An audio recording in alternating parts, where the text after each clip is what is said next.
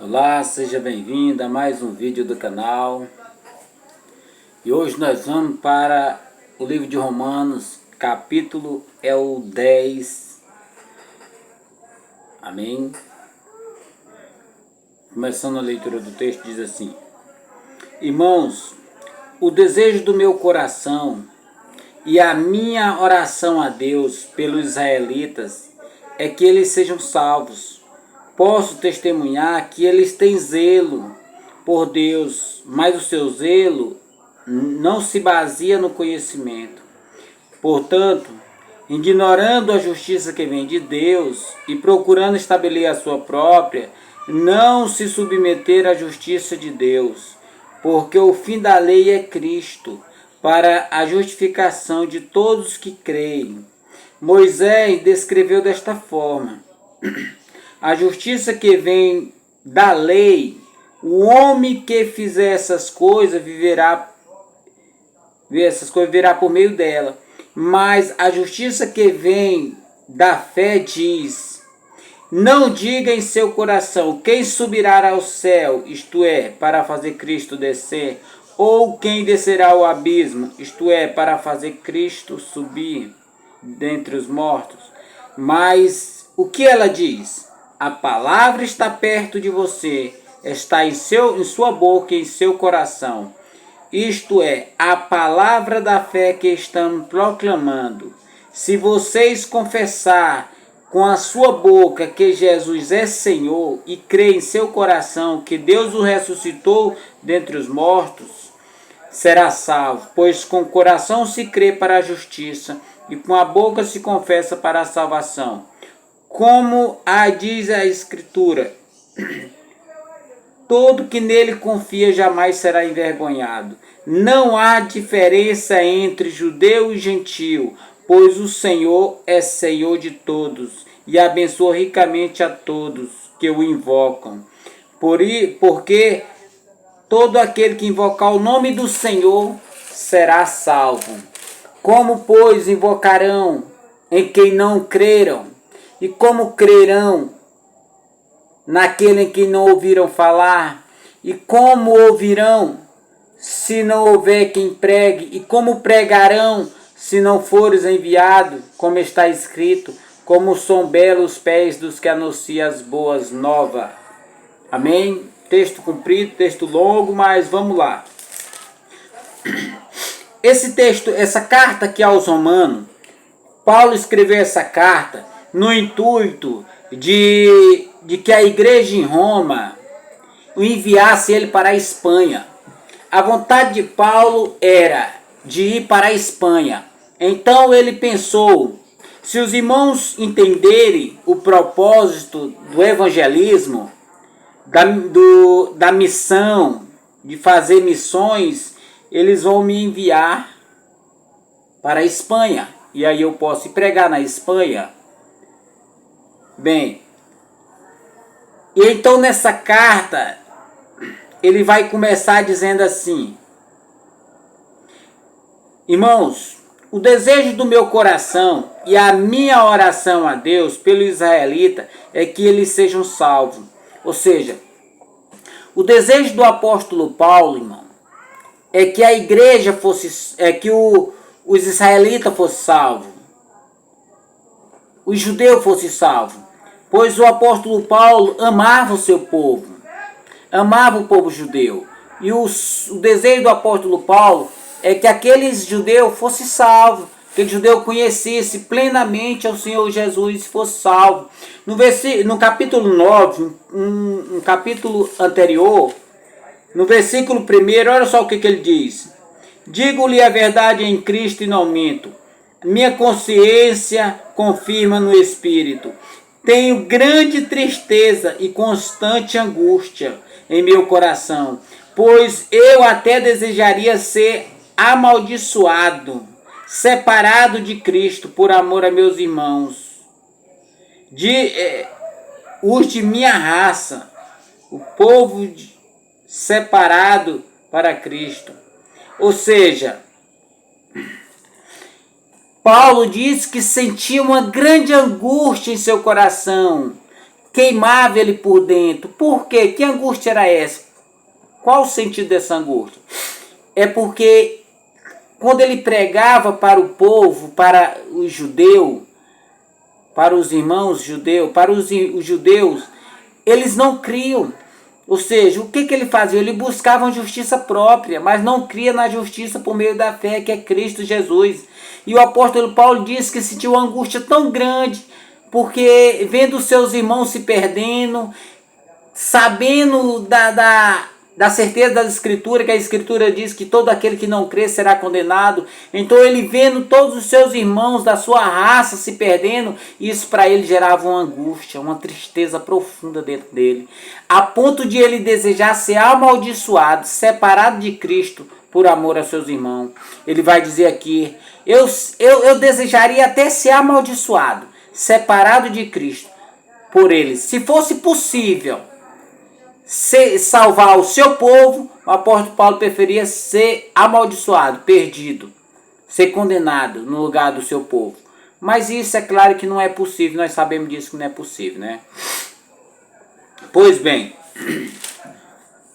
então o apóstolo Paulo amava muito seu povo e tinha o maior desejo de que o seu povo fosse salvo. É o que ele se expressa no versículo 1 do capítulo 9. Mas no versículo 2 ele vai dizer assim, ó: posso testemunhar que eles têm zelo por Deus, mas o seu zelo não se baseia no conhecimento. Ou seja, o judeu era zeloso na sua lei. O judeu, eles trabalhavam com muito zelo, eles tinham zelo por Deus. Só que o zelo deles não se baseava no conhecimento da justiça de Deus. Era simplesmente na lei, nas práticas, nas práticas que eles, como é que chama? Não estou lembrado do nome agora, mas era nas práticas judaicas ali, cumprimento da lei. Eles tentavam cumprir a lei na risca, irmão, sabendo nós que eles não conseguem cumprir a lei, porque a lei ela é impossível de ser cumprida. A lei veio para quê? A lei não veio para salvar, porque a lei não pode nos salvar, por ela estar enfraquecida na carne. A lei veio para revelar quem nós somos. Por que a lei está enfraquecida na carne? Será que é porque a lei é fraca? Será que é porque a lei não tem poder? A lei é uma coisinha mínima? Não tem força para salvar? Não é, porque a lei não foi enviada para salvar. A lei está fraca na carne. Por quê? Porque a lei, ela era para nós, ela veio para nós, mas a nossa carne é fraca. A lei é fraca na carne, não na lei, mas é fraca na nossa carne, porque nós somos fracos e nós não conseguimos cumprir a lei. Por isso que a palavra de Deus diz que a lei ficou enfraquecida pela carne. Pois é, e o apóstolo Paulo aqui vai dizer que os seus irmãos, os da sua raça, tem zelo por Deus. O apóstolo Paulo era um homem muito zeloso. Quem não era o apóstolo Paulo? O apóstolo Paulo era para ser um rabino. O apóstolo Paulo estudava para isso, se preparava para isso.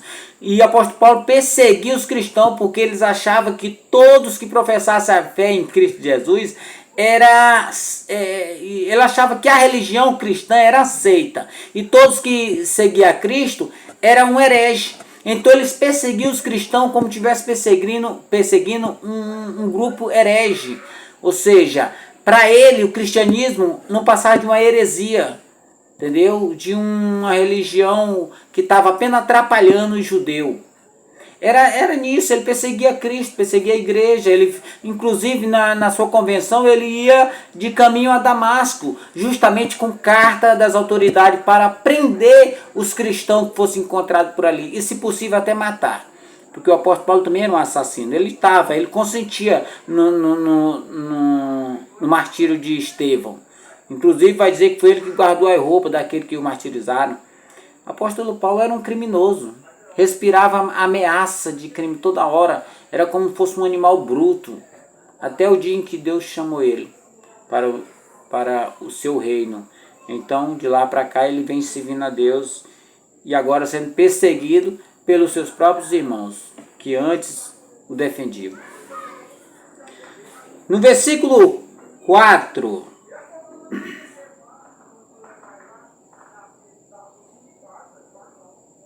No versículo 3 ele vai dizer assim: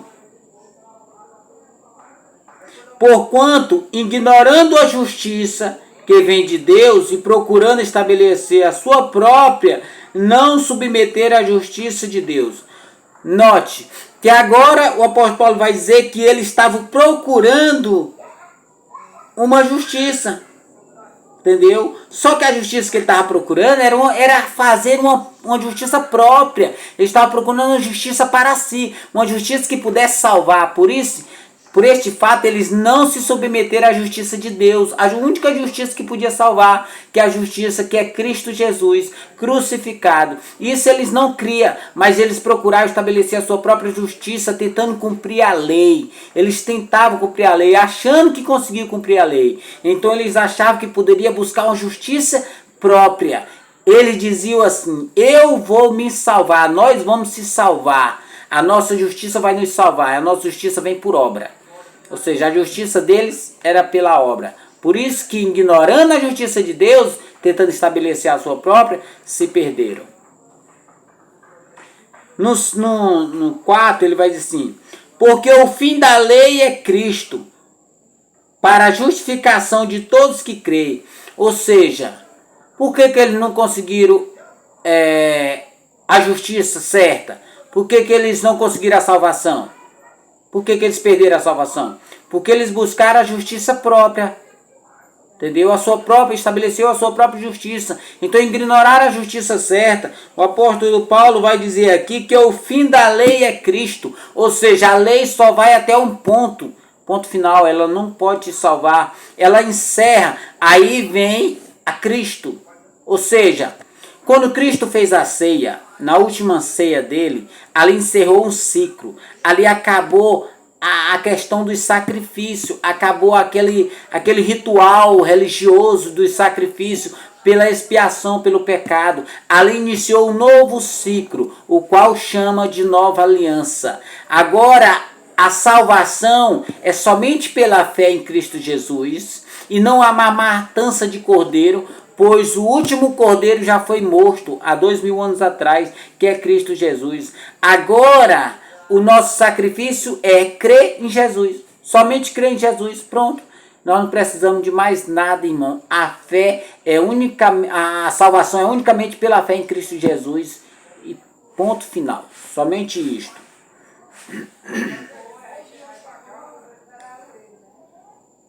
No 5, ele vai dizer assim: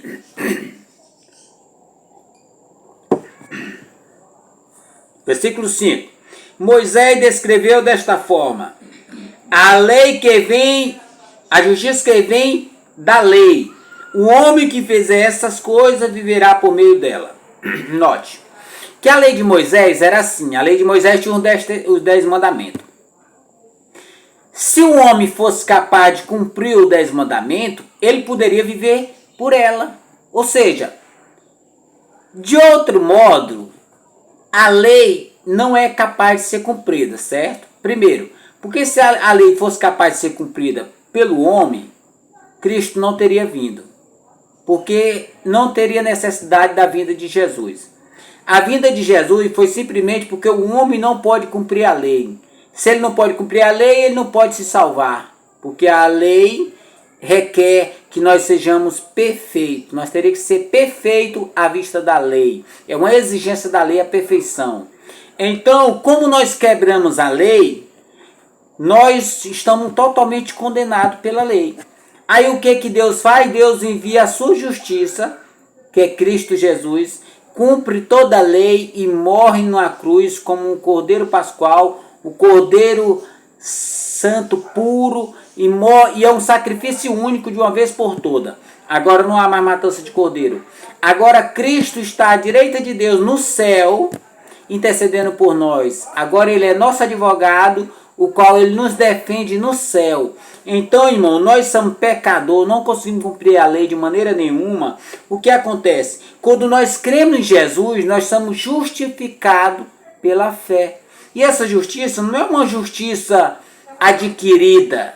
Nós não vamos adquirir nenhuma justiça com o tempo, com o passar do tempo.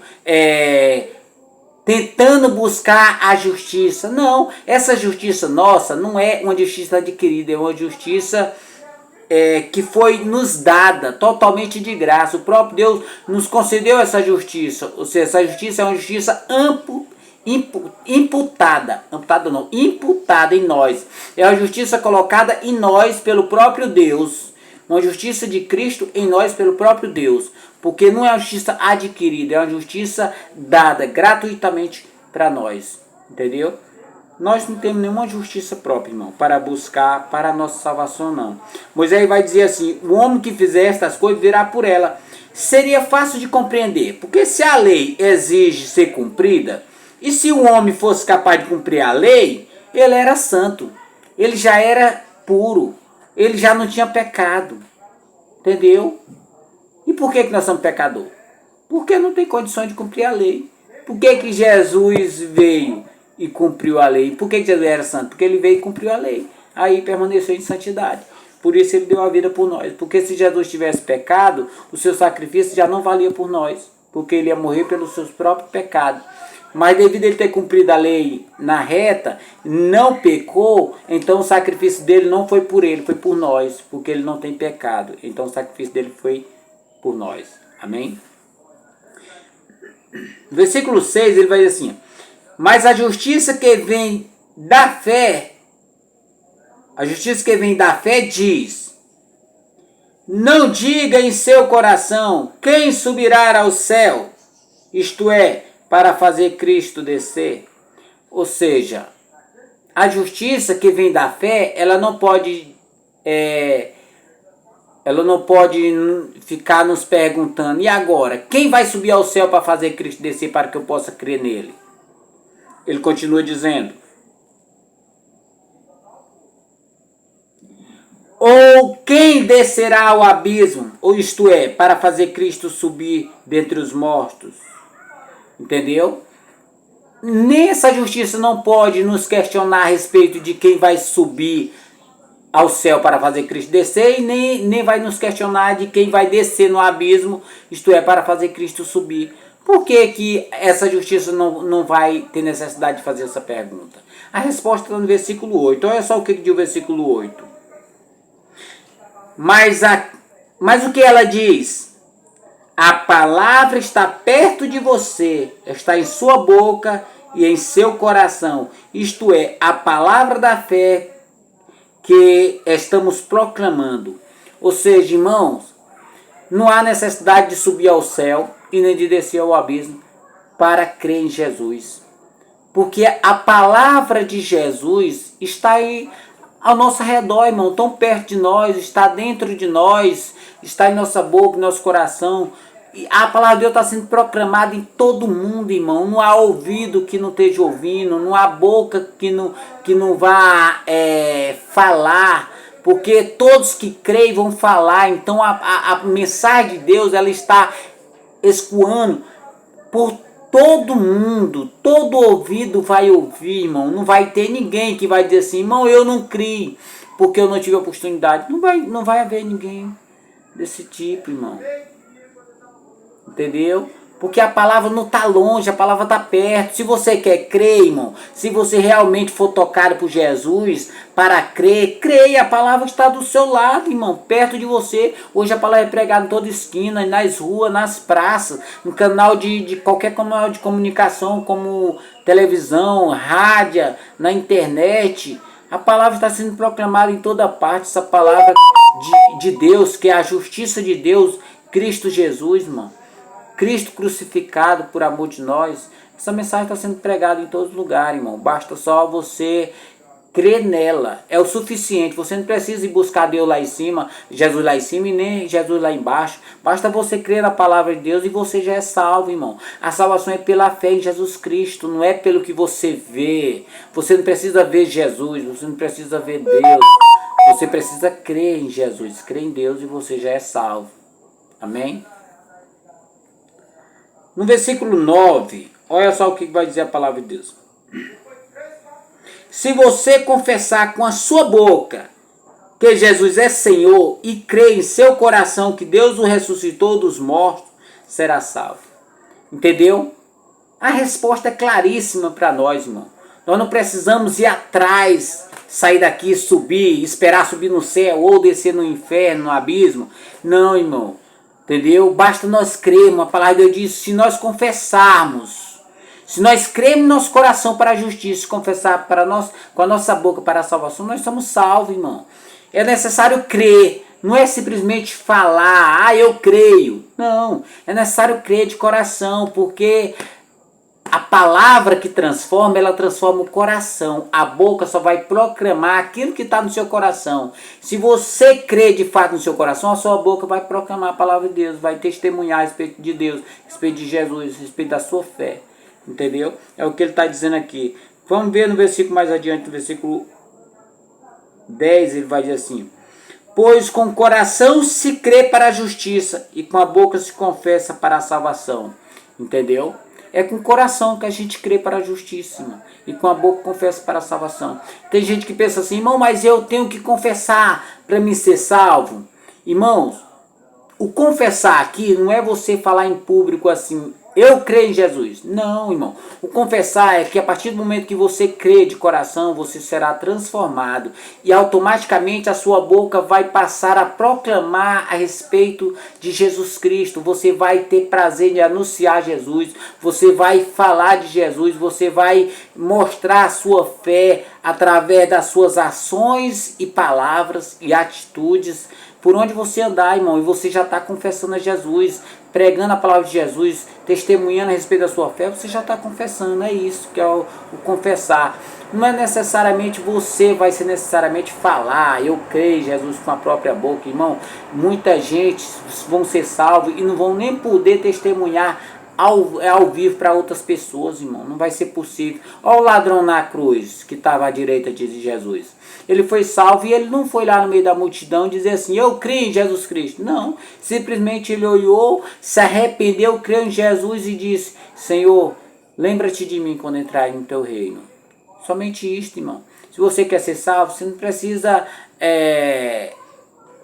caçar tantos argumentos, não, irmão. Creia de coração em Jesus Cristo e você já é salvo. No versículo 11, olha o que ele diz. Como diz a Escritura, todo aquele que confia jamais será envergonhado. Ou seja, irmãos, ninguém será envergonhado naquele dia. Nenhum cristão, nenhum povo de Deus, nenhuma igreja de Cristo, nenhum que se diz ser um membro da igreja de Cristo será envergonhado naquele dia. Por quê? Porque a promessa de Cristo é esta, que todo aquele que crê será salvo. No dia do juízo, o próprio Senhor Jesus estará à direita de Deus, intercedendo por nós e vai nos defender. Quando você chegar lá, que o acusador levantar as acusações contra você, você tem um advogado que vai dizer assim, este aqui não, este aqui pecou, mas por ele eu morri, por ele eu entreguei a minha vida naquela cruz por ele. Então ele está justificado, não pela sua própria justiça, mas pela minha justiça que eu imputei nele. A minha justiça está colocada nele. Então ele vai carimbar o seu passaporte para o céu com a digital de Cristo, com o seu sangue. Amém? É isso que vai acontecer, irmão. Aí o apóstolo Paulo continua dizendo, no 12, não há diferença entre judeu e gentil, pois o Senhor é Senhor de todos e abençoa ricamente a todos que o invocam. Ou seja, não há distinção, não há diferença, não há duas igrejas, como muito pensa. Uma igreja Israel e haverá a igreja. Não, a igreja é uma só, ela é composta de judeu e gentil. Todo aquele que crê é a igreja de Cristo, todo aquele que crê será salvo. O Senhor é Senhor de todo, Ele é Senhor tanto do judeu como do gentil, Ele não faz distinção dos dois povos, entendeu? A igreja de Cristo é uma só e Ele abençoa ricamente todos os dois. Tanto o povo judeu como o povo gentil é ricamente abençoado por Jesus. Jesus abençoa a todos. Deus derrama da sua graça comum sobre todos e a sua graça especial apenas para os seus eleitos, seu povo que vai crer no Senhor Jesus. No 13 vai dizer assim, Porque todo aquele que invocar o nome do Senhor será salvo. Entendeu? Todo aquele que invocar o nome do Senhor será salvo, irmão. Entendeu? Não será condenado aquele que invocar o nome do Senhor. Só será perdido aquele que não invocar, aquele que endureceu o coração de vez para Cristo até a sua morte.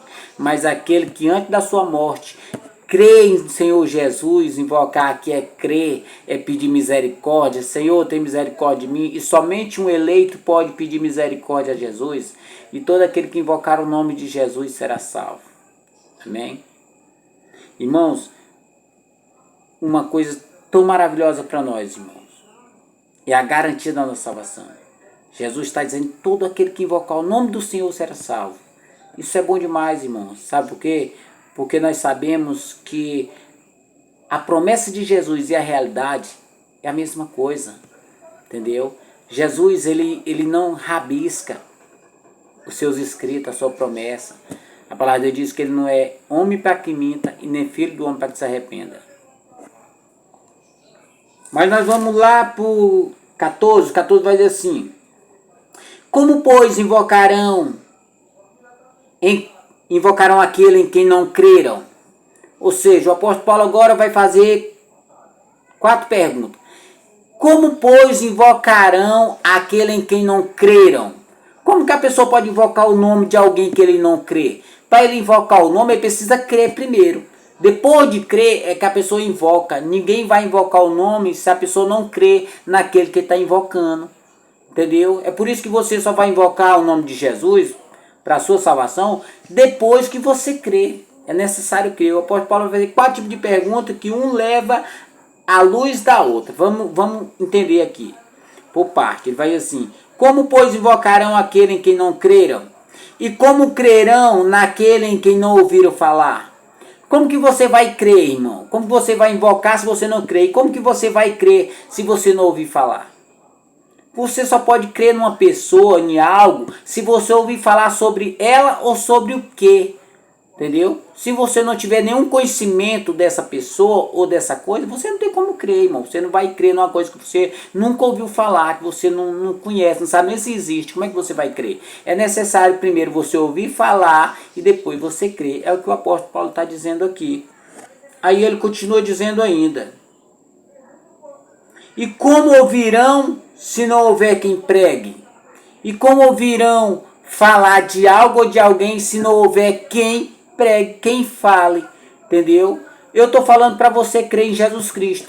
Mas se não tivesse ninguém na terra falando de Jesus Cristo para você, você tinha como entender? Você tinha como conhecer Jesus para poder crer nele? Como que você ia crer? Entendeu? O apóstolo Paulo está falando é isso. O intuito você vai saber. E ele vai dizer assim: e como pregarão se não houver quem for enviado? Entendeu? Como que alguém pode pregar se não houver a pessoa que vai enviado? Você sabe por que o apóstolo Paulo está dizendo isso, irmão?